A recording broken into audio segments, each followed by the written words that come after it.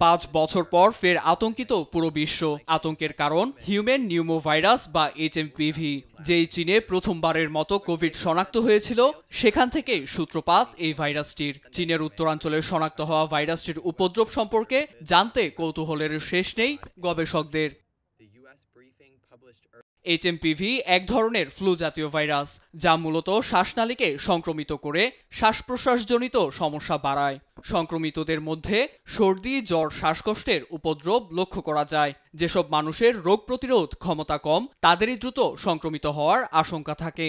বিশেষ করে শিশুরা এই ভাইরাসে বেশি আক্রান্ত হয়ে থাকে। তবে সিঙ্গাপুরের সংক্রমণ বিশেষজ্ঞ হু লিয়াং জানান, এতে ভয় বা উৎকণ্ঠার কারণ নেই। সচরাচর শীতকালে শিশুরা ফ্লুয়ে আক্রান্ত হয়ে থাকে, কারণ শীতকাল ভাইরাসের স্পাইকগুলো বেঁচে থাকার জন্য এবং ছড়িয়ে পড়ার জন্য উত্তম সময়। তিনি আরও জানান, 5 বছর বয়সী শিশুরা অন্তত একবার হলেও এইচএমপিভি দ্বারা সংক্রমিত হয়ে থাকে।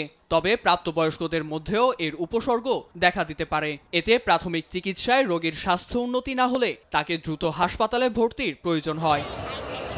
এদিকে বিশ্ব স্বাস্থ্য সংস্থার রেকর্ড বলছে 2001 সালে নেদারল্যান্ডে সর্বপ্রথম এইচএমপিভির সংক্রমণ দেখা যায়। তবে নতুন করে চীনসহ ভারতে এর উপদ্রব দেখে উদ্বিগ্ন সবাই। আগামী মার্চ মাস পর্যন্ত চীনের উত্তরাঞ্চলটিতে এর সংক্রমণ থাকবে বলে ধারণা বেইজিংয়ের সংক্রমক বিষয়ক বিশেষজ্ঞদের। এছাড়া মার্কিন ও ব্রিটিশ স্বাস্থ্য কর্তৃপক্ষের তথ্য বলছে, বিদায়ী বছরের অক্টোবরে এইচএমপিভি সংক্রমণের শিকার হয়েছে দেশ দুটি। এখন একটাই প্রশ্ন, কোভিডের মতো আরেকটি ভয়াবহ মহামারী না দেখতে হয় সবাইকে?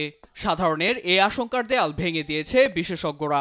জানান, ভাইরাসে অভিনব প্যাথোজেনের উপস্থিতি থাকলেই তা মহামারী ছড়াতে পারে, কিন্তু এইচএমপিভি এক ধরনের ফ্লু জাতীয় স্পাইক হওয়ায় মহামারী ছড়াতে পারবে না। তবে জনসমাগমে মাস্ক ব্যবহার করে সতর্কতা অবলম্বনের পরামর্শ বিশেষজ্ঞদের।